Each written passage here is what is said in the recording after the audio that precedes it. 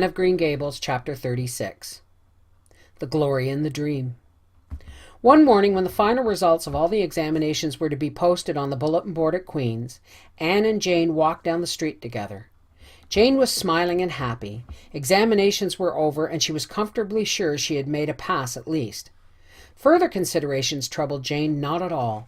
She had no soaring ambitions, and consequently was not affected with the unrest attendant thereon.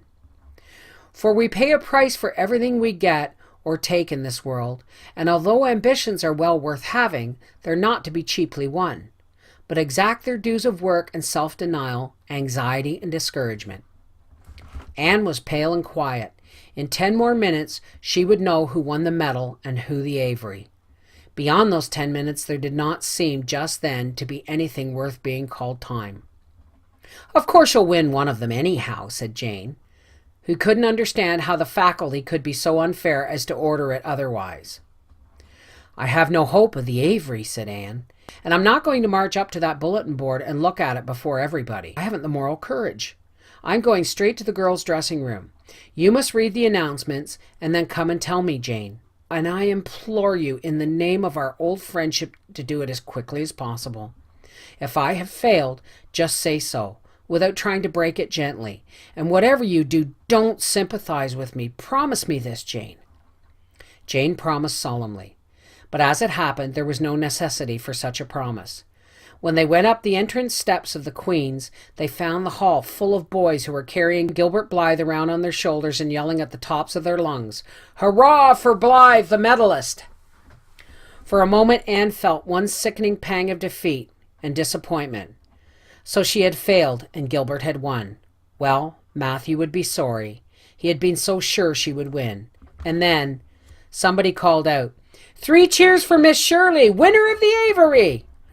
"Oh, Anne!" gasped Jane, as they fled to the girls' dressing room amid hearty cheers. "Oh, Anne, I'm so proud of you. Isn't it splendid?" And then the girls were around them, and Anne was the center of a laughing, congratulating group. Her shoulders were thumped and her hands shaken vigorously. She was pushed and pulled and hugged, and among it all she managed to whisper to Jane, "Oh, won't Matthew and Marilla be pleased? I must write the news home right away." Commencement was the next important happening. The exercises were held in the big assembly hall of the academy. Addresses were given, essays read, songs sung, the public award of diplomas, prizes, and medals made.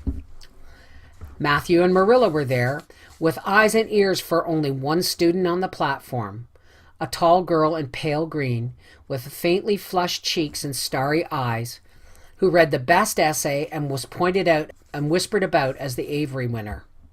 "Reckon you're glad we kept her, Marilla?"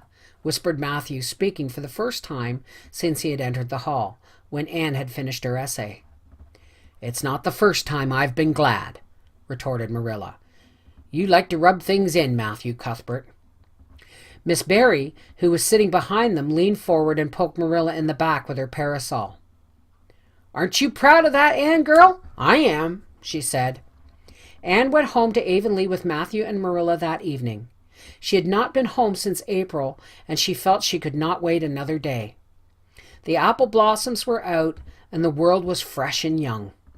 Diana was at Green Gables to meet her, in her own white room where Marilla had set a flowering house rose on the windowsill.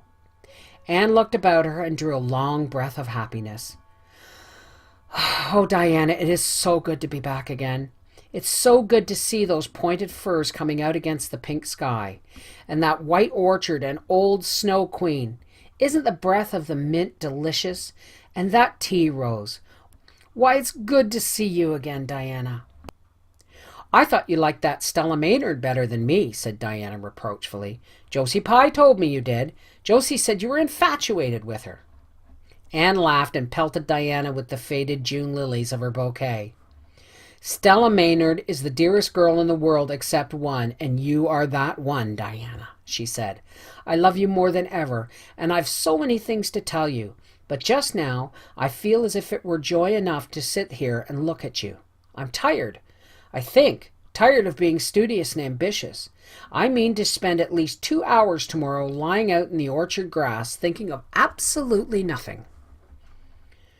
You've done splendidly, Anne. I suppose you won't be teaching now that you've won the Avery. No, I'm going to Redmond in September. Doesn't it seem wonderful?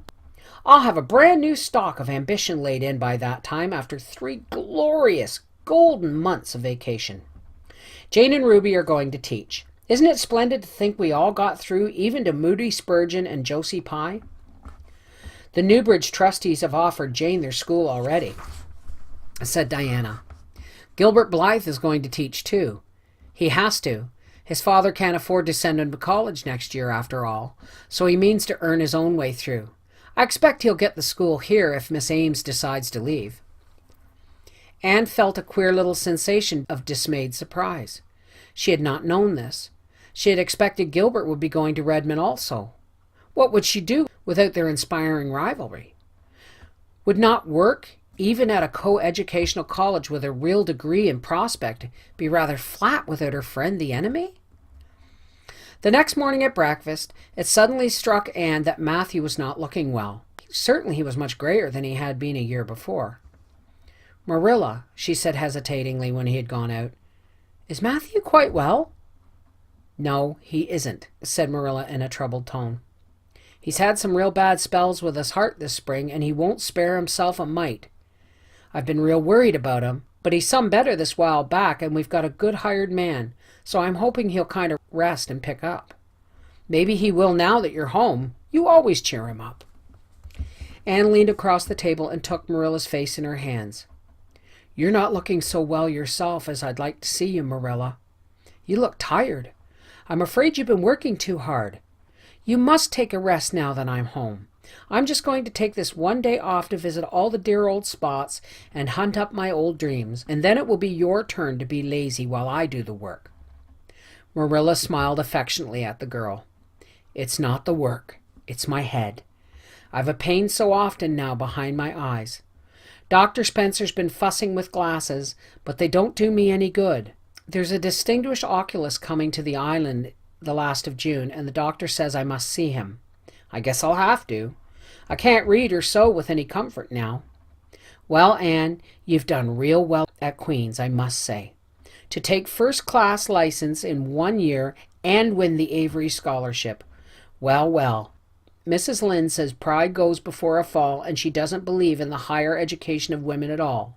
She says it unfits them for women's true sphere. I don't believe a word of it. Speaking of Rachel reminds me, did you hear anything about the Abbey Bank lately, Anne? I heard that it was shaky, answered Anne. Why? This is what Rachel said. She was up here one day last week and said there was some talk about it. Matthew felt real worried. All we have is saved in that bank, every penny. I wanted Matthew to put it in the savings bank in the first place, but old Mr. Abbey was a great friend of Father's and he always banked with him. Matthew said any bank with him at the head of it was good enough for anybody. I think he's only been its nominal head for many years, said Anne. He's a very old man. His nephews are really at the head of the institution. Well, when Rachel told us that, I wanted Matthew to draw our money right out, and he said he'd think of it. But Mr. Russell told him yesterday that the bank was all right. Anne had her good day in the companionship of the outdoor world. She never forgot that day. It was so bright and golden and fair, so free from shadow and so lavish of blossom. Anne spent some of its rich hours in the orchard. She went to the Dryad's Bubble and Willowmere and Violet Vale. She called at the manse and had a satisfying talk with Mrs. Allan, and finally in the evening she went with Matthew for the cows, through Lover's Lane to the back pasture.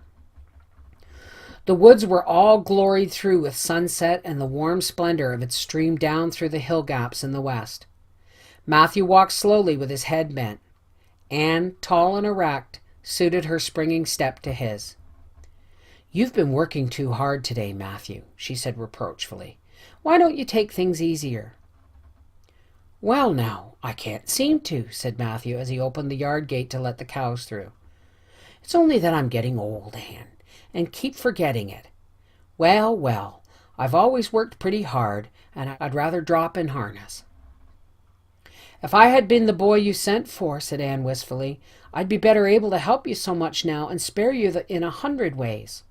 I could find it in my heart to wish I'd been just for that." "Well, no, "I'd rather have you than a dozen boys, Anne," said Matthew, patting her hand. "Just mind you that. Rather than a dozen boys. Well now, I guess it wasn't a boy that took the Avery scholarship, was it? It was a girl. My girl.